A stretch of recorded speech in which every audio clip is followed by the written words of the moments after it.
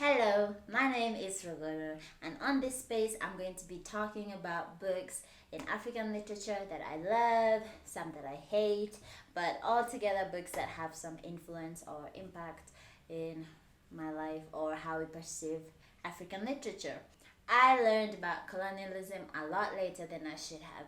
I went through two education systems, one Kenyan, the other British, and both of them did not address colonialism in any effective way. One of them was very Eurocentric, and the other was spoke about colonialism like it was some conquest and everything was great afterwards.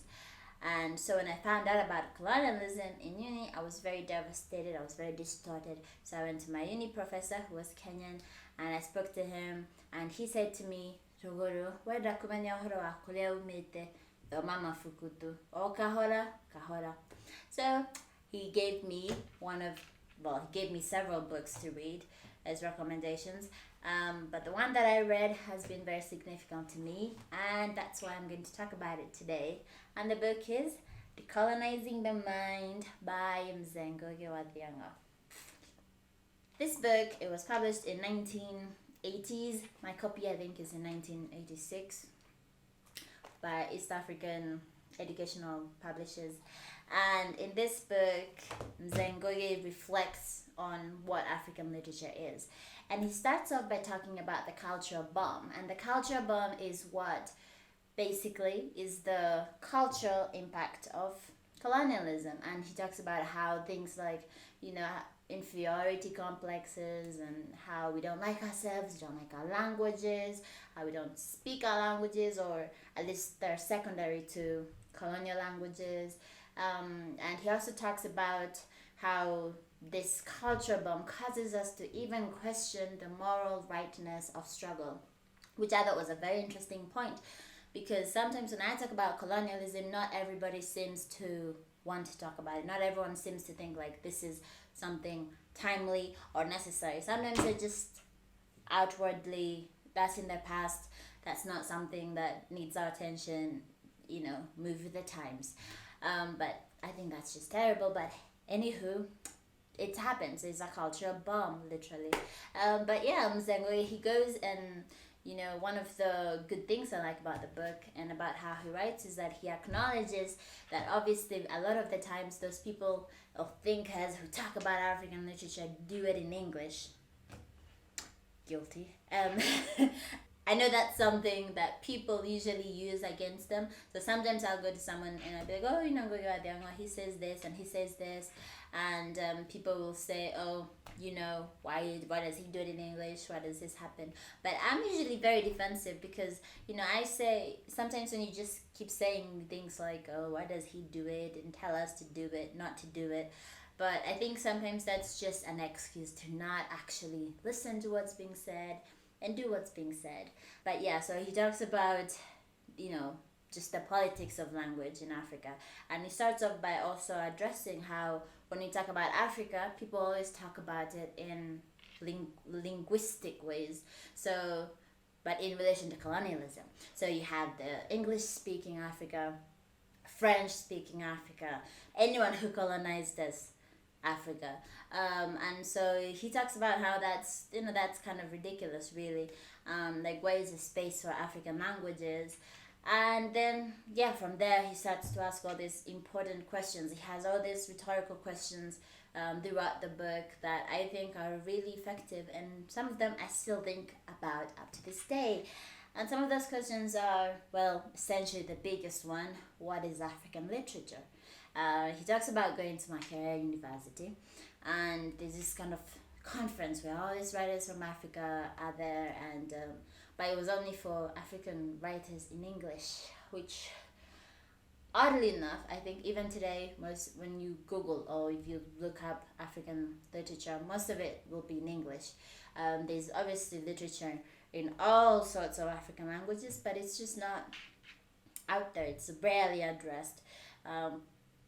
Which is an issue. But yeah, so he talks, I think that's where kind of all these questions started coming from, because, he didn't see some of the Swahili writers who he maybe grown up seeing, and that was, that was an issue. So he starts asking all these really interesting questions that I really like. of what is African literature. So is African literature African because an African wrote it? Is African literature African because it's written in African languages? And what happens when an African writes in a non-African language? Or what happens when a non-African writes in an African language? Does that make it African literature? And what happens when someone out there in, I don't know, China writes about their Chinese experience in an African language? And he just has all these really interesting questions that make you wonder what African literature is. And he even says this, he doesn't like marginalize or say, oh, ignore all the African literature written in English, because even his work is written in English. And that's not his point at all, but it's very interesting, just very interesting questions that I thought were important if you're going to look at African literature. One of the other things that I really liked about the book as well is kind of his fighting for African languages, and there isn't that hit on a personal level, because I grew up, my mom taught me my mother tongue, and I always thank her for that. And even when we were in very white spaces, she made sure I knew exactly where I came from. But aside from that, why Ngugi's book got to me is because, it made me think, okay, how can I be talking about decolonizing, or how can I be saying, oh, I want to be a better African, but I can't read books that are written in my language.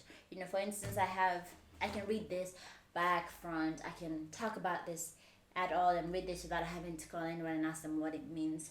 But this is like his latest book, Kedamoyoro, which is Ruganu Rage Koina Mobi. And I'm reading this, and it's great, but I have to keep calling to ensure that I get some of the meaning and some of the words that maybe I don't know.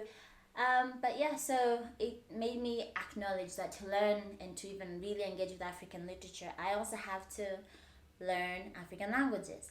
And I don't know where you are on your colonial or decolonial life. Maybe you're super decolonized in a decolonized paradise, and that's great. I hope to join you soon. But if you're like me, kind of struggling through, I don't know, not identity, but possibly, then, it'll be good for us to kind of record, if maybe you're learning languages too, trying to learn Yoruba or Kikuyu or Kamba or Meru, whatever it is, it'll be great if we just exchange tips, because, man, it's a different experience altogether. But anyway, aside from that, the other good thing that was really relatable about this book was how Ngugi spoke about his life growing up. He grew up speaking Kikuyu, and that was the language of communication as well as education. But then state of emergency happened, Englishmen took over, and then it was English, and then English sort of became this measure of intelligence. And he talks about how that was terrible, obviously, at the time. And then what made me sad is because when I was in school, we all had to go through this. We had, I don't know, like we had like those gunias, like those sacks, and you'd put them on, and that was a prefect who would always report you to the teacher if you were caught speaking any language aside from English.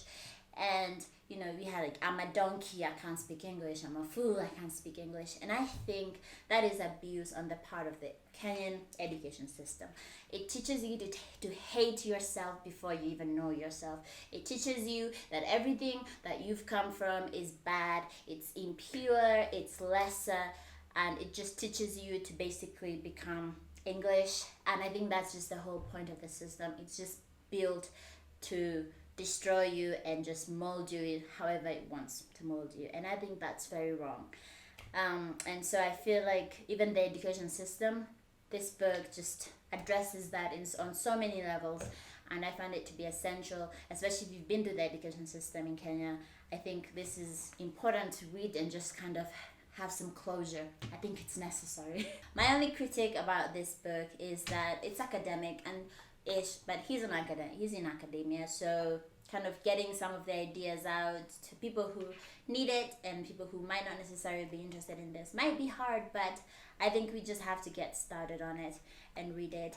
But yes, for me, I recommend this on so many levels, and I hope in the future I'll be able to talk about more books, fiction, non-fiction, And I hope that you have found this to be of interest. And if you want to buy the book, I will put some links below. And if you like this and look forward to discussing more African literature, then please do subscribe and share with whoever you want to share with. And I hope to see you again next time. Goodbye.